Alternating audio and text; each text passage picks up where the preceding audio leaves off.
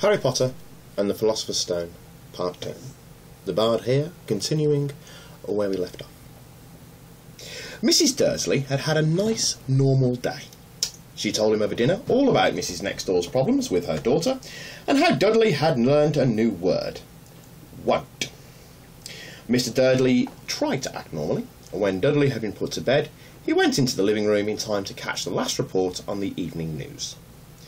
And finally, bird watchers everywhere have been reported that the nation's owls have been behaving very unusually today. Although owls normally hunt at night and are hardly ever seen in daylight, there have been hundreds of sightings of these birds, flying in every direction since sunrise. Experts are unable to explain why the owls have suddenly changed their sleeping pattern.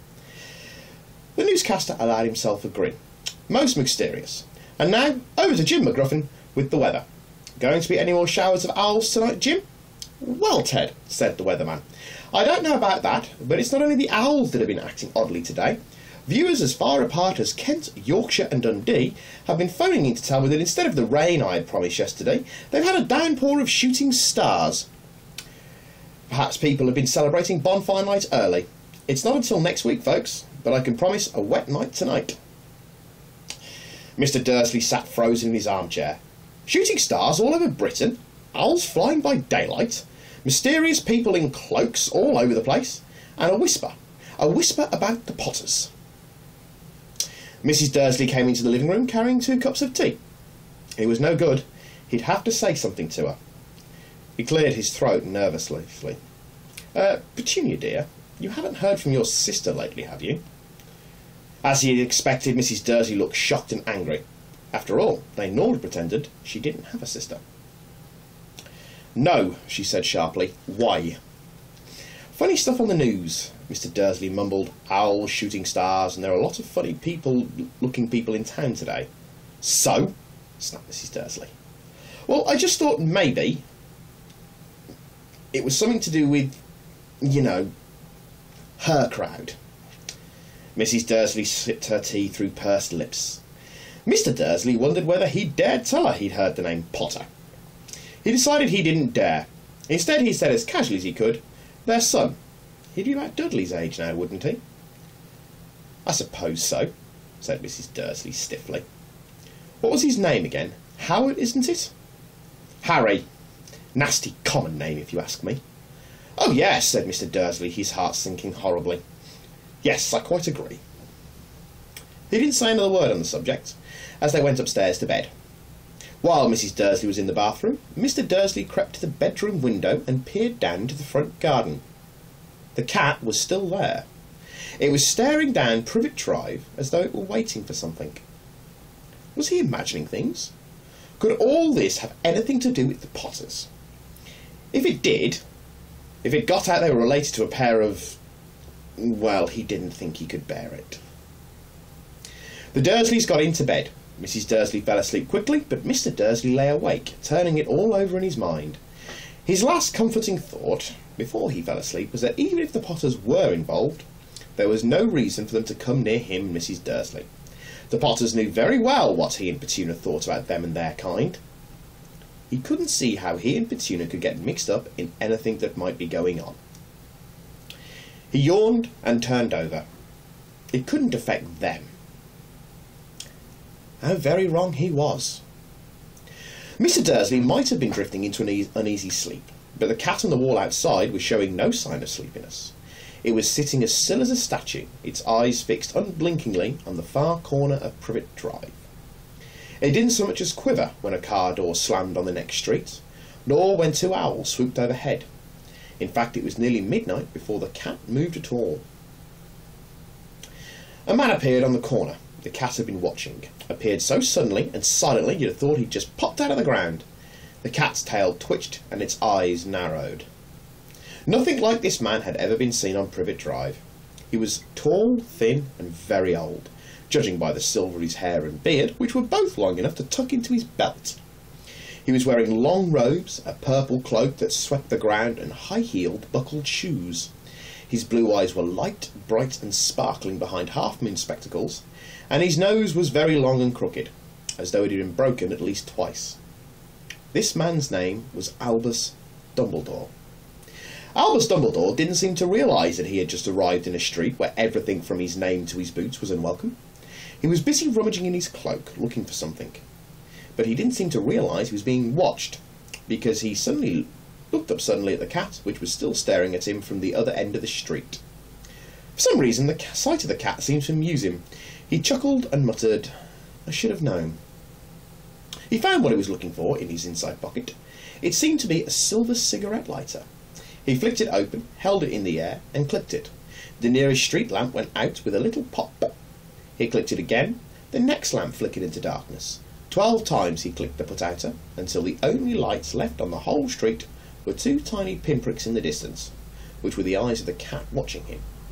If anyone looked out of their window now, even beady-eyed Mrs. Dursley, they wouldn't be able to see anything that was happening down on the pavement. Dumbledore slipped the put-outer back inside his pocket and set off down the street toward number 4, where he sat down on the wall next to the cat. He didn't look at it, but after a moment he spoke to it. "Fancy seeing you here, Professor McGonagall." He turned to smile at the tabby, but it had gone. Instead, he was smiling at a rather severe-looking woman who was wearing square glasses exactly the shape of the markings the cat had around its eyes. She too was wearing a cloak, an emerald one. Her black hair was drawn into a tight bun. She looked distinctly ruffled. "How did you know it was me?" she asked. "My dear Professor, I have never seen a cat sit so stiffly." "You'd be stiff if you'd been sitting on a brick wall all day," said Professor McGonagall. "All day? When you could have been celebrating? I must have passed a dozen feasts and parties on my way here." Professor McGonagall sniffed angrily. "Oh yes, everyone's celebrating all right," she said impatiently. "You'd think they'd have a bit more careful, but no. Even the Muggles have noticed something's going on. It was on their news." She jerked her head back at the Dursleys' dark living room window. "I heard it. Flocks of owls shooting stars. Well, they're not completely stupid. They were bound to notice something. Shooting stars down in Kent. I'll bet that was Daedalus Diggle. He'd never had much sense." "You can't blame him," said Dumbledore gently. "We've had precious little to celebrate for 11 years. "I know that," said Professor McGonagall irritably, "but there's no reason to lose our heads. People are being downright careless out on the streets in broad daylight, not even dressed in Muggle clothes, swapping rumours." She drew a sharp sideways glance at Dumbledore here, as though hoping he was going to tell her something. But he didn't. So she went on. "A fine thing it would be if, on the very day you-know-who seems to have disappeared at last, the Muggles found out all about us. I suppose he really has gone, Dumbledore?" "It certainly seems so," said Dumbledore. "We have much to be thankful for. Would you care for a lemon drop?" "A what?" "A lemon drop. They're a kind of Muggle sweet I'm rather fond of." "No, thank you," said Professor McGonagall coldly, as though she didn't think this was a moment for lemon drops. "As I say, even if you know who has gone, my dear Professor, surely a sensible person like yourself can call him by his name. All this you-know-who nonsense, for 11 years I've been trying to persuade people to call him by his proper name. Voldemort." Professor McGonagall flinched, but Dumbledore, who was unsticking 2 lemon drops, seemed not to notice. "It all gets so confusing if we keep saying you-know-who. I have never seen any reason to be frightened of saying Voldemort's name." "I know you haven't," said Professor McGonagall, sounding half exasperated, half admiring, "but you're different. Everyone knows you're the only one you know. No, all right. Voldemort was afraid of." "You flatter me," said Dumbledore calmly. "Voldemort had powers I will never have." "Only because you're too, well, noble to use them." "It's lucky it's dark. I haven't blushed so much since Madame Pomfrey told me she liked my new earmuffs." Professor McGonagall shot a sharp look at Dumbledore and said, "The owls are nothing next to the rumours that are flying around. And you know what everyone's saying about why he disappeared? About what's finally stopped him?" It seemed that Professor McGonagall had reached the point she was most anxious to discuss. The real reason she had been sitting on the cold, hard wall all day, for neither as a cat nor as a woman had she fixed Dumbledore with such a piercing stare as she did now. It was plain that whatever everyone was saying, she was not going to believe it until Dumbledore told her it was true. Dumbledore, however, was choosing another lemon drop and did not answer. "What you're saying," she pressed on, "is that last night Voldemort turned up in Godric's Hollow. He went to find the Potters. The rumour is that Lily and James Potter are that they're dead." Dumbledore bowed his head. Professor McGonagall gasped. Lily and James? I can't believe it. I didn't want to believe it. Oh, Albus. Dumbledore reached out and patted her on the shoulder. I know, he said heavily. Professor McGonagall's voice trembled as she went on. That's not all. They're saying he tried to kill the Potter's son, Harry, but he couldn't. He couldn't kill that little boy. No one knows why or how, but they're saying that when he didn't kill Harry Potter, Voldemort's power somehow broke, and that's why he's gone. Dumbledore nodded glumly. It's true, faltered Professor McGonagall. After all he's done, all the people he's killed, he couldn't kill a little boy? It's just astounding, of all the things to stop him. But how in the name of heaven did Harry survive? We can only guess, said Dumbledore. We may never know. Professor McGonagall pulled out a lace handkerchief and dabbed at her eyes beneath her spectacles. Dumbledore gave a great sniff as he took a golden watch from his pocket and examined it. It was a very odd watch. It had 12 hands, but no numbers. Instead, little planets were moving around the edge. It must have made sense to Dumbledore, though, because he put it back in his pocket and said, Hagrid's late. I suppose it was he who told you I'd be here, by the way. Yes, said Professor McGonagall, and I don't suppose you're going to tell me why you're here, of all places. I've come to bring Harry to his aunt and uncle. They're the only family he has left now. You don't mean... You can't mean the people who live here, cried Professor McGonagall, jumping to her feet and pointing at number 4. Dumbledore, you can't! I've been watching them all day. You couldn't find 2 people who are less like us. And they've got this son. I saw him kicking his mother all the way up the street, screaming for sweets. Harry Potter, come and live here? It's the best place for him, said Dumbledore firmly.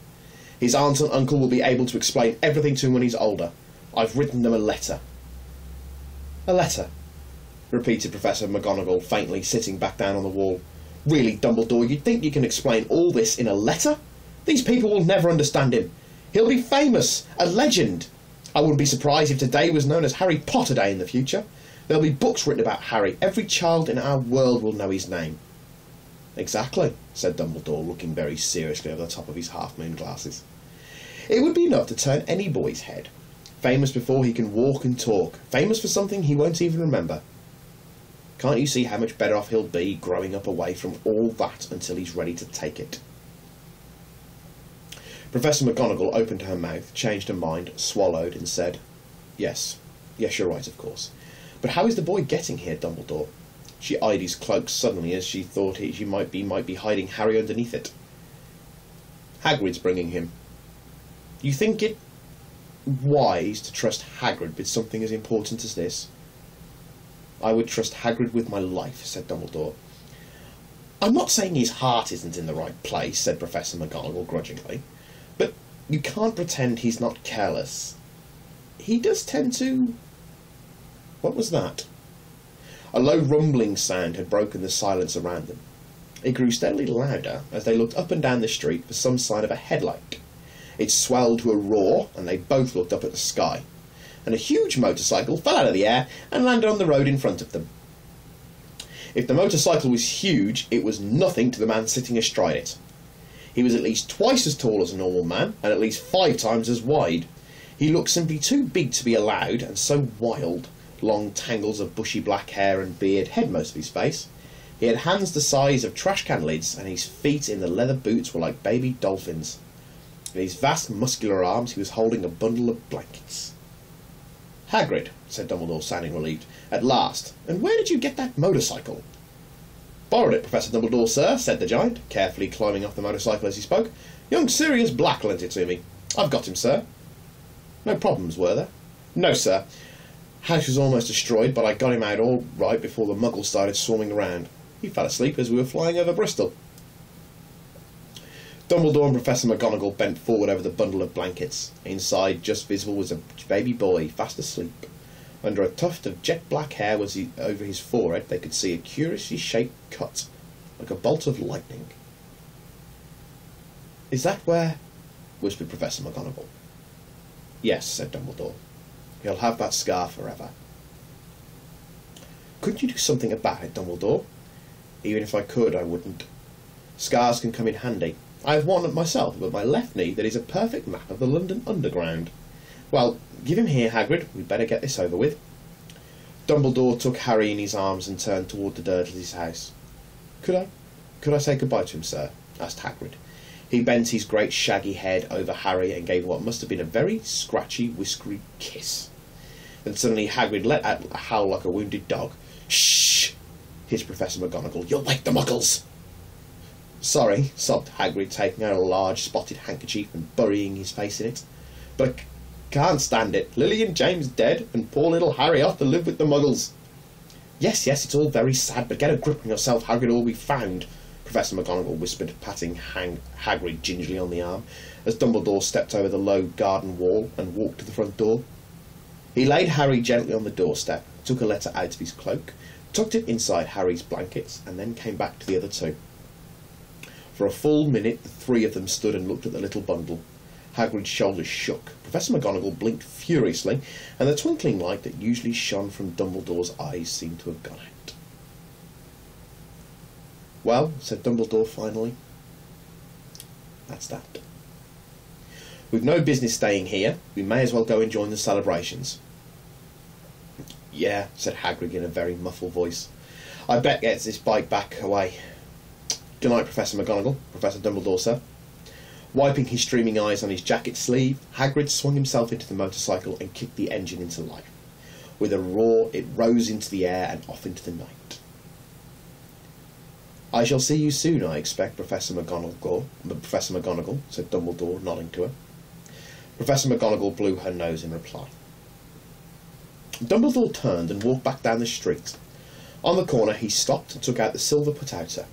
He clicked it once, and 12 balls of light sped back to their street lamp so that Privet Drive glowed suddenly orange, and he could make out a tabby cat slinking around the corner at the other end of the street. He could just see the bundle of blankets on the step of number 4. Good luck, Harry, he murmured. He turned on his heel, and with a swish of his cloak he was gone. A breeze ruffled the neat hedges of Privet Drive, which lay silent and tidy under the inky sky.